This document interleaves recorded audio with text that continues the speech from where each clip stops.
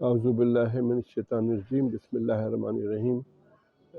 میں doctor Syed Qaiser Anees, founding president of Pakistan business professional council, also founding member of American Business Council in Abu Dhabi, and members of many of the councils, and also managing director of Elliott Management Consulting and partner of Elliott Hadith Chartered Accountant. بہت بہت شکریہ جلالی صاحب، آپ نے ہمارے آج کے لیے مجھے مدعو کیا انٹرویو کے لیے، جس کا میں بہت بہت شکر گزار ہوں۔ اینڈ میں انٹرویو اس لیے دے رہا ہوں تاکہ لوگ سن کر کے پاسبلی یہ جو پاکستان ہے ایک ترقی یافتہ ملک کا ہی ہے، لیکن سیاست کی وجہ سے اکنامک ڈیولپمنٹ یہاں نہیں ہوئی ہے اور کمپلیکیٹ ہو جاتی ہے۔ وہ ایسا ہی ہے جیسے جب آپ لوڈو کا گیم کھیلتے ہیں تو جب ڈیولپ ہونے لگتے ہیں 99 پہ پہنچتے ہیں تو آپ پھر چینجز کی وجہ سے نیچے آ جاتے ہیں۔ دنیا میں اگر آپ دیکھیں گے گلف ریجن میں تو کنٹینیوٹی کی وجہ سے کافی سکسیس ہوتی ہے۔ اور اگر میں اس انٹرویو سے آپ سب کو یہ بتانا چاہتا ہوں کہ ہماری اکنامک پالیسی کی کنٹینیوٹی ہونی چاہیے ارریسپیکٹو جو بھی سیاستدان آئے، جو بھی پارٹی آئے، اور یہ بہت ضروری ہے اور اس پہ کام ہونا چاہیے۔ ریسنٹلی جو ہمارے چیف آف سٹاف صاحب نے اسپیشل کاؤنسل جو بنائی ہے، مجھے کافی امید ہے کہ اس سے کنٹینیوٹی آئے گی۔ آپ لوگ سب کو یاد ہوگا کہ پہلے فرسٹ 5 ایئر پلان ہوتا تھا، سیکنڈ 5 ایئر پلان ہوتا تھا، تھرڈ 5 ایئر پلان ہوتا تھا۔ تو یہ بہت اچھا طریقہ ہے، ایک پلاننگ کرتے تھے، سب کو پتہ یہ پالیسی ہے اور یہ پالیسی قائم رہے گی۔ اب وہ پلاننگ کمیشن تو ہے لیکن کوئی پلاننگ پاسبلی ہوتی ہے، پھر ڈسرپشن ہوتا ہے، تو اس پہ تھوڑا دھیان دینا چاہیے۔ اور ہم پلان کریں گے تو بہت سی اچھی، پاکستان ایک بہت ہی ماشاءاللہ مضبوط کنٹری ہے، دنیا کا ٹاپ کنٹری ہے میرے حساب سے۔ ہمارے ریسورسز بہت ہی زبردست قسم کے ہیں، وہ بس ہم نے ان کو مینیج نہیں کیا یا ہم نے ان کو نکالا نہیں۔ ہماری عوام جو ہے جو 22 کروڑ سے اب بڑھ کر کے 25 ہو گئی، کہتے ہیں سینسس سے پتہ چلے گا، وہ بہت ہی ماشاءاللہ محنتی قوم ہے۔ میں خالی ایسے نہیں کہتا کہ میں ابوظہبی میں رہتا ہوں اور یو اے میں رہتا ہوں کافی سالوں سے، اور میں دیکھتا ہوں کہ پاکستانی کس محنت سے کام کرتے ہیں، اور جتنے پاکستانی فیملی پسند ہے، اپنے فیملی کو سپورٹ کرتے ہیں، وہاں سے پیسے بھیجتے ہیں، اور تقریباً آپ سب کو پتہ ہے کہ تقریباً 31 بلین سے زیادہ پیسے بھیجتے ہیں پاکستانی۔ یہ ایک بہت بڑا اماؤنٹ ہے۔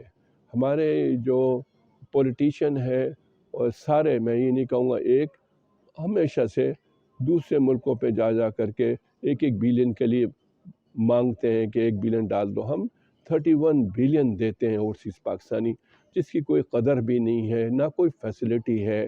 اس کو اگر اور آپ کوشش کریں تو یہ 31 بلین 60 بلین ہو سکتی ہے، 90 بلین ہو سکتی ہے، لیکن اس پہ کام کرنے کی ضرورت ہے، اور یہ کام مینجمنٹ سے ہوتا ہے، آرگنائز طریقے سے ہوتا ہے۔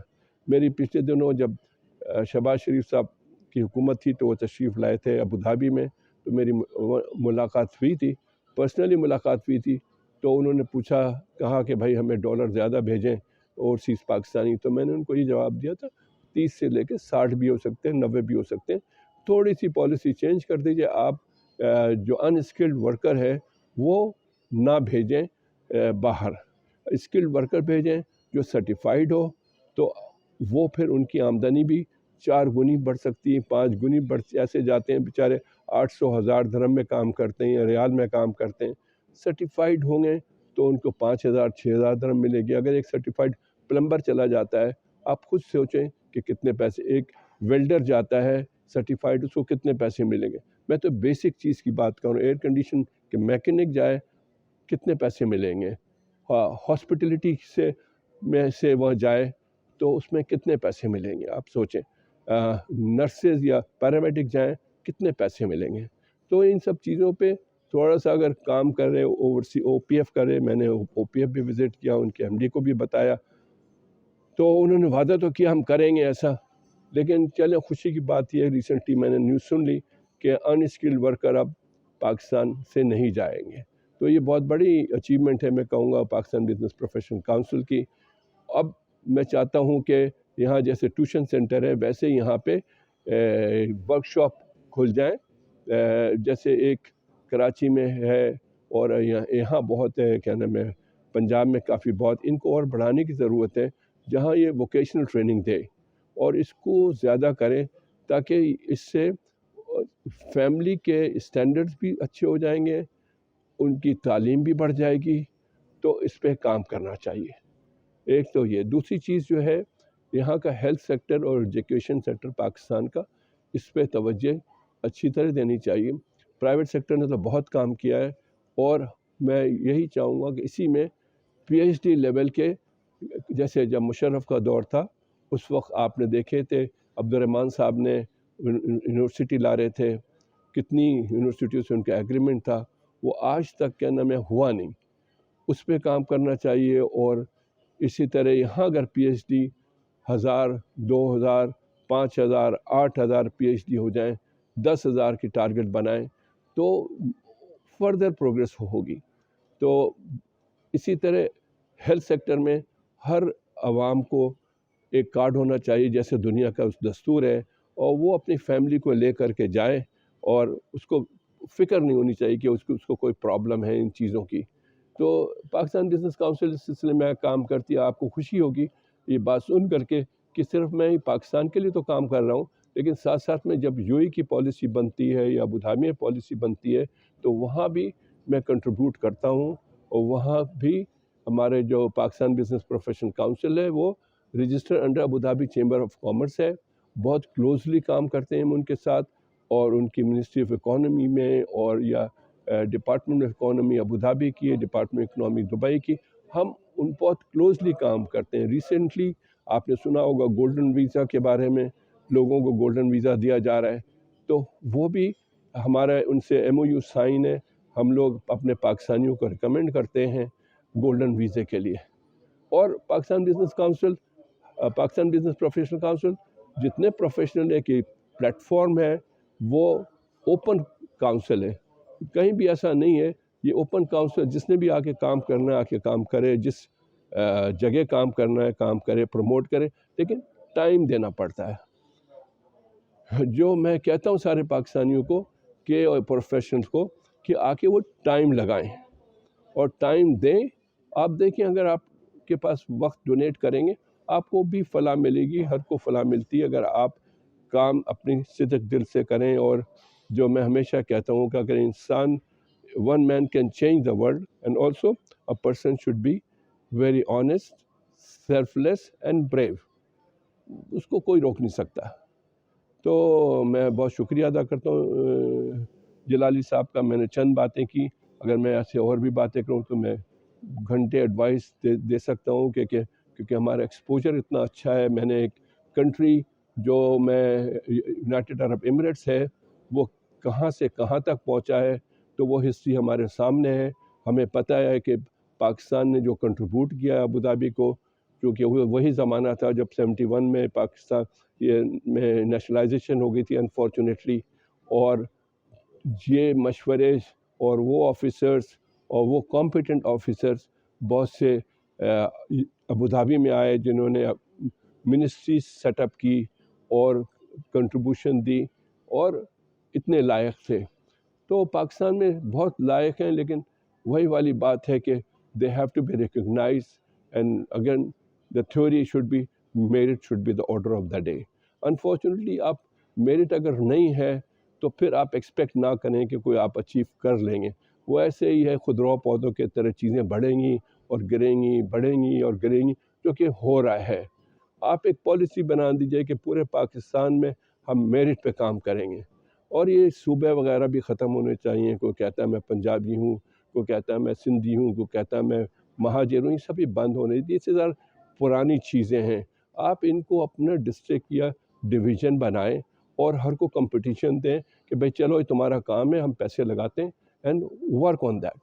یہ اگر اپنا لیں پاکستان میں 5 سال میں کہاں سے کہاں نکل. لیکن اگر آپ یہ کرتے رہیں گے کہ ایک آدمی پنجابی ہے، ایک آدمی سندھی ہے، ایک بلوچی ہے، تو یہ وہی والا حشر ہوگا جو بنگال کا حشر ہوگا.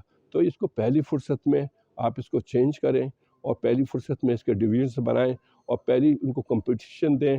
ان کو لوکل باڈی کی حکومت ہونی چاہیے، گراس روٹ سے پالیسی. اور یہ جو چیزیں ہو رہی ہیں یہ ساری یہ غلط طریقے سے ہو رہی ہیں اور اس چیز کو چینج کرنا چاہیے for the benefit of 25 crore عوام.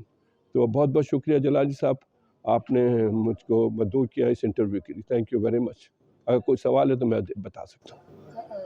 کیسر صاحب یہ بتائیے گا کہ جو موجودہ صورتحال ہے پاکستان کی، جس طرح معیشت ہماری روز بروز گرتی جا رہی ہے، تو کیا آپ سمجھتے ہیں کہ کوئی ایسا فارمولہ یا ایسا طریقہ کار ہے کہ ہم اپنی معیشت کو اٹھا سکیں؟ میں نے تو اپنے پوری تقریر میں جو انٹرویو میں ساری بات یہی کری ہے نا کہ آپ ہر طرح سے اٹھا سکتے ہیں. جیسے میں نے تذکرہ کیا first year plan, second third year plan, اسی طرح آپ پلان بنائیں.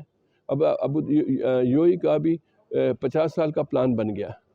وہ جب بنا سکتے ہیں آپ بھی بنا لیں سر. ایک براڈ پلان بنا لیں اور ایک چھوٹے چھوٹے پلان بنا لیں اور ہر جو سیاسی پارٹی ہے اس کو فالو کرے. سمپل ایز بات. اور اگر ہمارا کورٹ اور ہم پولیس صحیح طرح کام کرے تو اسکائی از دا لمٹ. دیکھیں اگر ایک آدمی نے چوری کی ہے، ایک آدمی نے غلط کام کیا، اس کی اکاؤنٹیبلٹی نہیں ہوتی ہے تو دوسرا آدمی بھی وہی کام کرتے کہتے یا تو بچ کے نکل گیا وہ. تو بیسکلی بات یہ ہے، بیسکلی بات اس کی اکاؤنٹیبلٹی نہیں ہوئی تو. لیکن اگر اس کی اکاؤنٹیبلٹی ہو جائے گی تو دوسرے لوگ اس پہ عمل نہیں کریں گے، دوسرے لوگ ڈریں گے کرنے کے لیے. اب کو تو ڈر تو ہے نہیں. جس نے گلاس بڑھ کے اٹھا لیا وہ سمجھتا ہے میں تو بڑا آدمی ہو گیا ہوں، اور وہ ڈیمیجنگ ہے پاکستان کے لیے. تو اس میں کوئی راکٹ سائنس نہیں ہے. اس میں بیسک چیز کو آپ پابندی سے دیکھیں. ہم اپنے اسلام کے حساب سے چلائیں ساری چیزیں. میں نہیں کہتا فنڈامنٹلسٹ اور اسلام کا نام ہے اگر تو فنڈامنٹلسٹ کا نام. اسلام کا نام ہے پالیسی ہے. One should be honest, one should be selfless, one should be brave, one should be caring, one should be kind. یہ ہے. آپ اس طرح کریں اور جو اہل ہے اس کو جگہ دیں. اب ہمارے ہر سال لاکھوں لوگ یہاں سے نکل جاتی ہے. ہمارا کچن گارڈن ہے پاکستان. یہاں سے لوگ کہاں باہر جا کے سروس کرتے ہیں اور آپ دیکھیں اب پھر ان سے کہتے ہیں اوورسیز پاکستانی ہمیں پیسے بھیجو. چلیں کم آن، ٹھیک ہے ہمیں محبت ہے ہم بھیجتے ہیں اور ہم اور بھی بھیجیں گے. لیکن اب اپنا ہاؤس تو صحیح کر لینا سر. جو لائق لوگ ہیں ان کو اوپر لے کے آئیے. ساری دنیا کے حساب یہی ہے. آپ یو ای کو جو انپیرلل 50 سال میں انہوں نے کیا، انہوں نے خالی لائق لوگوں کو لا کے رکھا. وہ تو فوراً 2 منٹ میں نکال دیتے ہیں اگر کوئی ڈیلیور نہیں کر رہا ہے. ان کا جو منسٹر ہوتا ہے یا جو پرائم منسٹر ہوتا ہے ڈپارٹمنٹ میں وزٹ کر جاتا ہے اور دیکھتا ہے کہ کام نہیں ہو رہا، وہ بند کر دیتا ہے 2 منٹ میں، وہ چینج کر دیتا ہے. لیکن ہمارے یہاں تو نہیں ہے. سب وہ کہتے ہیں کہ یہ تو واسطے کے لوگ بیٹھے ہوئے. کیوں واسطے کے لوگ بیٹھے ہیں؟ اور ایک لائق آدمی ہوگا وہ 100 آدمی کو کام پہ لگا دے گا. ایک نالائق ہوگا وہ سب کھا جائے گا. کسی کوئی بڑی بات تو میں نہیں کہہ رہا نا، میں سیدھی بات کہہ رہا ہوں. تو ول ہونا چاہیے کام کرنے کا. ول جو ہے آپ اور صحیح کام کرنے کا ول چاہیے. تو یہ طریقہ کار صحیح ڈیموکریسی رکھیں، اس کو عمل کریں. اور اگر میں آپ کو کہتا ہوں جب عمران خان کی جب 4 سال کی حکومت تھی، 3.5 سال کی، اگر آپ اس کی حکومت چھوڑتے گراتے نہیں آپ، عمران خان دوبارہ الیکٹ نہیں ہوتا. تو ہیرو کس نے بنا؟ آپ ہی لوگ نے بنا دیا نا ان کو hero for no rhyme reason. اگر آپ کنٹینیو کرنے دیتے 1.5 سال، وہ خود اس کی حکومت گر رہی تھی. آج وہ بیکار کا ہیرو بن گیا ہے نا. تو یہ تو آدمی کو دیکھنا چاہیے. آج بھی ہمارا پاکستان بہت ریسورسبل کنٹری ہے، ہمارے لوگ بہت اچھے ہیں، یہ ہمارے ایسٹ ہیں. اس کو صحیح طریقے سے مینیج کریں اور صحیح پالیسی بنائیں. لیکن کورٹ اینڈ پولیس کو آنیسٹلی کام کرنا چاہیے. اور اگر کوئی غلط کام کر رہا ہے تو اس کو فوراً سزا دینے چاہیے. آپ اتریں ابو دھابی میں، اپنی گاڑی غلط پارک کریے نا، 2 منٹ میں آپ کو 600 درہم کی پرچی مل جائے گی. قانون بنا دیں ایسا. وہ تو اپنا بجٹ ہی خالی سالک سے اور فائن سے کرتے ہیں. آپ بھی اس طرح کا نظام لے آئیے. لیکن آپ کہتے ہیں نہیں ہم نہیں کر سکتے. کیوں نہیں کر سکتے آپ؟ ٹیکنالوجی کا دور ہے، استعمال کریں ٹیکنالوجی کو، بوسٹ کریں. تو یہ میرا کہنا ہے. اور کوئی سوال ہے تو بتائیں جناب. جی بہت شکریہ.